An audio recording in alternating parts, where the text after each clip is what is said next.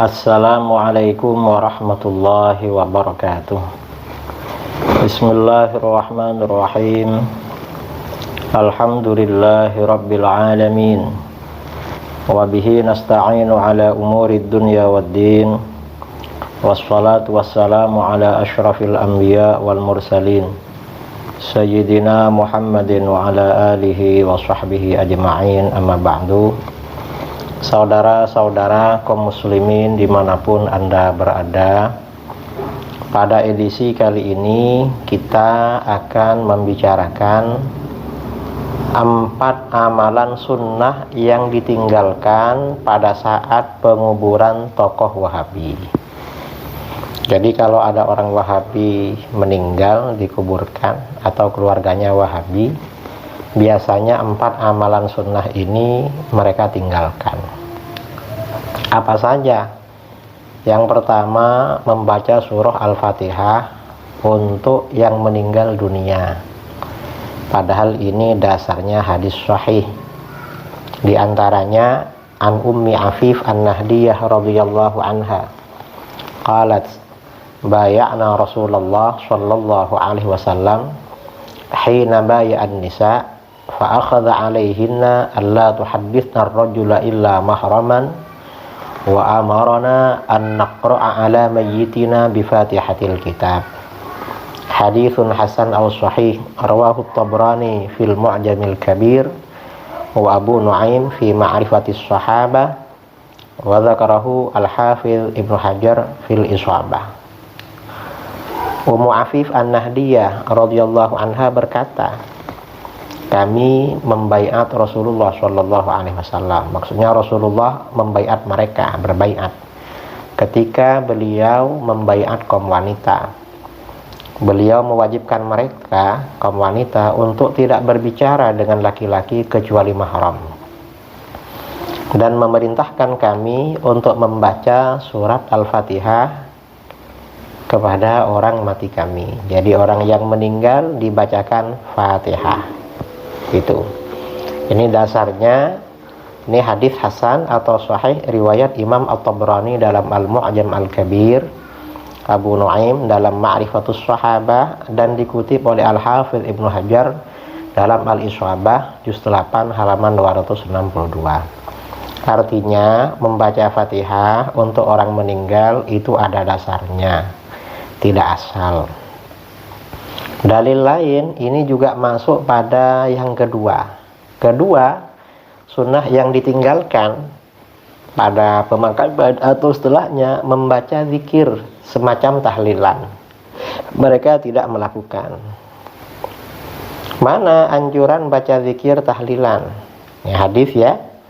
An Ibnu Umar radhiyallahu anhuma qala sami'tu an-nabiyya sallallahu alaihi wasallam yaqul idza mata ahadukum fala tahbisuh wa asri'u bihi ila qabrih wal yuqra' inda ra'sihi bi Fatihatil kitab wa 'inda rijlaihi bi khatimatil baqarah fi qabrih. Rawahu at-Tabrani fil Mu'jamil Kabir. Qala al-Hafiz Ibnu Hajar al-Asqalani fi Fathil Bari bi isnadin hasan. Ibnu Umar radhiyallahu anhuma berkata, aku mendengar Nabi SAW bersabda, apabila salah seorang kamu meninggal, maka jangan kalian tahan, segerakan ia ke kuburnya dan bacakan di kepalanya dengan surat Al-Fatihah. Suruh bacakan Fatihah di kepalanya di kuburan, dan di kedua kakinya dengan penutup surah Al-Baqarah di kuburnya. Ini hadis hasan riwayat At-Tabrani dalam Al-Mu'jam Al-Kabir. Hadis ini hasan menurut Al-Hafiz Ibnu Hajar dalam Fathul Bari. Nah ini awal Baqarah dan ujung akhir Baqarah serta Fatihah ini dibaca oleh umat Islam dalam rangkaian tahlil. Lalu hadis lain tentang tahlil. An Jabir bin Abdullah Al-Ansari radhiyallahu anhu qala kharajana ma'a Rasulillah sallallahu alaihi wasallam yawman ila Sa'd bin Mu'adz hina tuwfi qala falamma shalla alaihi Rasulullah sallallahu alaihi wasallam wa wudi'a fi qabri wa suwiya alaihi sabbaha Rasulullah sallallahu alaihi wasallam fasabbahna tawilan thumma kabbara fakabbarna faqil ya Rasulullah lima sabbahta thumma kabbarta qal laqad tadayaqa ala hadzal 'abdi shalih qabruhu hatta farrajahu Allahu an. Haditsun hasan rawahu Ahmad wal Hakim at-Tirmidzi fi Nawadiril Usul wa Tabrani fil Mu'jamil Kabir wal Baihaqi fi Itsbati 'adzabil qabr. Sahabat Jabir bin Abdullah radhiyallahu an berkata, pada suatu hari kami keluar bersama Rasulullah SAW menuju Sa'ad bin Mu'adz ketika meninggal dunia. Setelah Rasulullah SAW mensolatinya, ia diletakkan di dalam kubur dan kemudian diratakan dengan tanah. Maka Rasulullah SAW membaca tasbih dan kami membaca tasbih dalam waktu yang lama. Lalu baginda membaca takbir dan kami membaca takbir pula. Kemudian baginda ditanya, wahai Rasulullah, mengapa engkau membaca tasbih kemudian membaca takbir? Baginda SAW menjawab, sungguh kuburan hamba Allah yang soleh ini benar-benar menghimpitnya, maka aku membacanya sehingga Allah melepaskannya dari himpitan itu. Ini hadis hasan. Kemudian riwayat lain, an Jabirin radhiyallahu anhu qala lamma mata Sa'dun syahida Rasulullah sallallahu alaihi wasallam janazatahu fajalasa 'ala al-qabri faqala la ilaha illallah subhanallah thumma qala hadzal 'abdu shalihu laqad dayyaqa 'alaihi qabruhu hatta khasyitu alla yuwassa'a 'alaihi thumma wussi'a 'alaihi. Rawahul Hakim at-Tirmidzi fi Nawadiril Usul. Sahabat Jabir radhiyallahu an berkata, ketika Sa'ad bin Mu'adz meninggal dunia, Rasulullah SAW menghampiri jenazahnya, lalu duduk di atas kuburnya, lalu berkata, la ilaha illallah subhanallah. Kemudian bersabda, hamba yang soleh ini benar-benar telah dihimpit oleh kuburnya, sehingga aku khawatir tidak akan dilapangkan baginya, tetapi kemudian dilapangkan baginya. Hadis ini menjadi hasan dengan riwayat sebelumnya. Kemudian riwayat lain, Anil Hasan qala asabat Sa'd bin Mu'adzin jirahatun fa'alahu an-nabiy sallallahu alaihi wasallam 'inda imra'atin tudawi famata minal lail fa'atahu Jibril alaihi salam fa akhbarahu faqala laqad mata al-lailata fikum rajulun laqad ihtazza al-'arshu li hubbi liqa'i Allahi iyyah fa idza huwa Sa'dun qala fadakhala Rasulullah sallallahu alaihi wasallam qabrah faja'ala yukabbir wa yuhallil wa yusabbih falamma kharaja qila lahu ya Rasulullah ma ra'aynaka sana'ta hakadha qattu qala innahu dumma fil qabri dhammatan hatta sara mithla sya'rah fada'awtu Allah ay yuraffaha anhu dhalik wa dhalik annahu kana la yastabi'u minal baul. Rawahu Hannad bin As-Sari fi kitab az-Zuhdi. Al-Hasan Al-Basri berkata, Sa'ad bin Mu'adz terkena cedera. Lalu Nabi SAW meletakkannya pada seorang perempuan yang dapat mengobatinya. Ternyata pada malam itu ia meninggal dunia.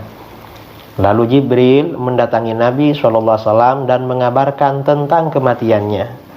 Dan berkata, pada malam ini telah meninggal dunia salah seorang di antara kamu, di mana Arasy bergoncang karenanya, karena Allah senang untuk menjumpainya. Ternyata laki-laki itu adalah Sa'ad. Al-Hasan berkata, lalu Rasulullah SAW memasuki kuburannya, lalu membaca takbir, tahlil, dan tasbih. Setelah Nabi SAW keluar, beliau ditanya, ya Rasulullah, kami tidak melihatmu melakukan seperti ini sebelumnya. Beliau bersabda, sesungguhnya Sa'ad benar-benar dihimpit di dalam kuburnya dengan himpitan yang membuatnya seperti sehelai rambut sampai remuk dihimpit. Aku berdoa kepada Allah agar meringankan himpitan itu kepadanya. Demikian itu karena ia tidak menuntaskan dari air kencing. Kalau pipis sering nggak sampai tuntas. Kemudian yang ketiga ya, pembacaan talqin. Talqin ini oleh Wahabi ditinggalkan. Kalau kita sunnah. Dasarnya mana? Imam Ibnu Qayyim al-Jauziyah di dalam kitab Ar-Ruh berkata, faslun wa yadullu ala hadha aydan ma jara alaihi amalun nasi qadiman wa ilal an min talqinil mayyit fi qabri. Walaula annahu yasma'u dzalika wa yantafi'u bihi lam yakun fihi fa'idatun wa kana 'abathan. Wa qad su'ila anhu al-Imam Ahmad rahimahullah fastahsanahu wa ihtajja 'alaihi bil 'amal. Wa yurwa fihi haditsun dha'if dzakarahu at-Tabarani fi mu'jamihi min hadits Abi Umamah. Bagian penting, taunya orang mati terhadap kunjungan orang-orang yang masih hidup juga ditunjukkan oleh pengamalan masyarakat Islam yang telah berjalan sejak dahulu dan sampai sekarang, yaitu tentang talqin mayit di kuburan. Seandainya si mati tidak mendengar dan mengambil manfaat dari talqin tersebut, tentu hal itu tidak ada faedahnya dan menjadi main-main. Imam Ahmad rahimahullah telah ditanya tentang talqin, lalu beliau menganggapnya baik. Jadi Imam Ahmad menganjurkan talqin dan berhujjah dengan pengamalan masyarakat Islam. Karena orang talqin ya talqinlah. Dan telah diriwayatkan hadis dhaif mengenai talqin, disebutkan oleh At-Tabarani dalam mu'jamnya dari hadis Abu Umamah talqin. Jadi talqin ini hadisnya dhaif tetapi diamalkan karena sunnah bisa ditetapkan dengan hadis dhaif. Ini pernyataan Imam Ahmad. Kemudian kata Ibnul Qayyim berkata, fa hadzal hadits wa illam yathbut fattisalul amali bihi fi sa'iril amsar wal a'sar min ghairi inkar kafin fil amali bihi.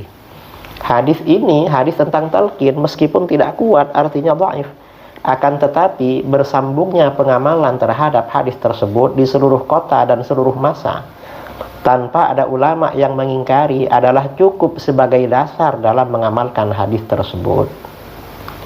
Kemudian ini bukti ya kalau ulama salaf ada talqin. Wa qala Syabib bin Syaibah, ini dari Ibnul Qayyim juga. Awsatni ummi 'inda mautiha faqalat ya bunay idza tafantani faqum 'inda qabri wa qul ya umma Syabib quli la ilaha illallah. Falamma dafantuha qumtu 'inda qabriha faqultu ya umma Syabib quli la ilaha illallah thumma saraftu. Falamma kana minal lail ra'aituha fin naum faqalat ya bunay kitu ahlik laula an tadarakani la ilaha illallah faqad hafizta wasiyati ya bunay. Syabib bin Syaibah ulama salaf berkata, ibuku berwasiat kepadaku ketika akan meninggal. Ia berkata, wahai anakku, apabila kamu telah menguburku maka berdirilah di samping makamku dan katakanlah, wahai ibu Syabib, katakanlah la ilaha illallah. Setelah aku menguburnya, aku berdiri di samping makamnya. Lalu aku berkata, wahai ibu Syabib, katakanlah la ilaha illallah. Kemudian aku pergi. Maka ketika malam hari aku bermimpi berjumpa dengan ibuku.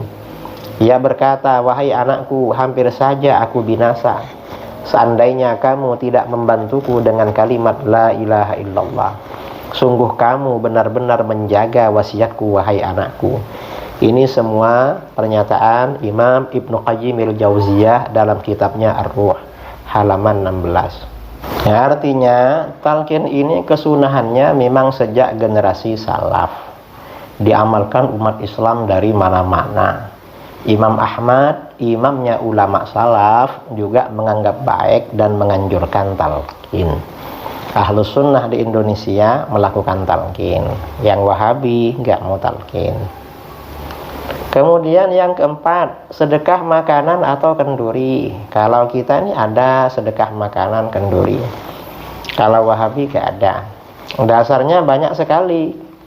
Ini contoh, an Amr bin Shu'aib an abihi an jaddi annahu sa'ala an-nabiy sallallahu alaihi wasallam faqala ya Rasulullah innal 'ashib nawail kana ya'muru fil jahiliyah antun harami atu badanah wa anna Hisham ibn al-'As nahara hisfatahu min dhalik 50 badanah af anharu anhu faqal inna abaka law kana aqarra bit tauhid fasumta anhu aw tasaddaqta anhu aw a'taqta anhu balaghahu dhalik isnaduhu hasan. Rawahu Ibnu Abi Syaibah fil Musannaf wa Abdul Razzaq wal Baihaqi fi Sunan Al-Kubra. Dari Amr bin Shu'aib, dari ayahnya, dari kakeknya radhiyallahu an, bahwa ia bertanya kepada Rasulullah SAW, Amr bin As, lalu berkata, "Ya Rasulullah, sesungguhnya Al-As bin Wa'il ayahnya pada masa jahiliyah menyuruh disembelihkan 100 onta setelah meninggal, dan bahwasanya Hisham bin Al-As, saudaranya Amr, menyembelih bagiannya dari hal itu 50 onta. Jadi karena dua bersaudara, saudaranya nyembelih 50 onta. Apakah aku akan menyembelih juga untuknya 50 onta? Lalu Nabi SAW bersabda, sesungguhnya ayahmu, seandainya ia mengakui tauhid, artinya Islam, lalu kamu berpuasa atau bersedekah dan atau memerdekakan budak untuknya, maka hal itu akan sampai kepadanya. Ini hadis ya, hadis. Artinya apa? Sedekah menyembelih onta, seandainya 50 onta yang disembelih disedekahkan pada orang, itu pahalanya sampai berdasarkan hadis ini. Dan hadis ini hadis hasan. Kita Ahlus Sunnah wal Jamaah mengamalkan di Indonesia. Wahabi tak mau mengamalkan. Hadis berikutnya, An Sa'd bin Ubadah radhiyallahu an qala ji'tu ila Rasulillah sallallahu alaihi wasallam faqultu tuwfiyat ummi wa lam tusi wa lam tasaddaq fa hal tuqbalu in tasaddaqtu anha? Qala na'am. Qala fahal yanfa'uha dzalik? Qala na'am walau bi qira'i syatin muhtariq. Ini hadis hasan bi ghairihi, rawahu at-Tabrani fil Kabir wal Awsat. Sa'ad bin Ubadah radhiyallahu an berkata, aku datang kepada Rasulullah sallallahu alaihi wasallam. Lalu aku berkata, ibuku telah meninggal dan tidak berwasiat serta tidak bersedekah. Apakah akan diterima jika aku bersedekah untuknya? Beliau menjawab, iya. Sa'ad berkata, apakah sedekah itu bermanfaat baginya? Beliau bersabda, iya, walaupun dengan betis kambing bakar. Hadis riwayat Imam At-Tabrani dalam Al-Mu'jam Al-Kabir, dalam Al-Mu'jam Al-Awsat. Jadi sedekah makanan untuk orang mati, walaupun kaki kambing bakar, kakinya aja, itu sampai pahalanya, diterima. Apalagi kalau satu kambing, apalagi kalau dua kambing, satu sapi. Ya, hadis ini jelas sekali saudara. Kita Ahlus Sunnah wal Jamaah di Indonesia mengamalkan. Hadis berikutnya, An Marwan bin Qais qala jaa rajulun ila Rasulillah sallallahu alaihi wasallam faqala ya Rasulullah inna abi tuwfi wa qad ja'ala alaihi ayyamshiya ila Makkah wa ayyan hara badana wa lam yatruk malan fa hal yaqdi anhu an namshiya anhu anna aw anna wa an naqdi anhu badanatan min mali? Faqala Rasulullah sallallahu alaihi wasallam na'am iqdi anhu wanhar wamshi. Ara'aita law kana ala abika daynun li rajulin faqadayta anhu min malik alaysa yarji'ur rajulu radiyan wallahu haqqu ayyarda. Haditsun hasan rawahu at-Tabrani fil Kabir. Marwan bin Qais berkata, seorang laki-laki datang kepada Rasulullah SAW lalu berkata, ya Rasulullah, sesungguhnya ayahku wafat dan ia telah bernazar untuk berjalan kaki ke Mekah dan menyembelih onta. Tetapi ia tidak meninggalkan harta, nggak punya uang untuk nyembelih onta. Apakah dapat melunasi nazarnya jika kami berjalan kaki untuknya dan menyembelih onta dari hartaku? Rasulullah SAW bersabda, ya lunasi, sembelih onta untuk dia dan berjalanlah. Tahukah kamu seandainya ayahmu punya hutang kepada seseorang lalu kamu lunasi dari hartamu, apakah orang itu ridha? Allah lebih berhak untuk ridha. Ini hadis hasan riwayat At-Tabrani dalam Al-Mu'jam Al-Kabir. Artinya sedekah ya untuk orang meninggal, walaupun sampai menyembelih onta, nyembelih sapi, itu ada dasarnya. Pahalanya sampai, tidak bid'ah. Itu saya kira ya, ini beberapa 4 ya amalan sunnah yang ditinggalkan oleh Wahabi ketika keluarganya atau gurunya meninggal. Ahlus Sunnah wal Jamaah mengamalkan keempat-empatnya. Sekian, mudah-mudahan bermanfaat. Assalamualaikum warahmatullahi wabarakatuh.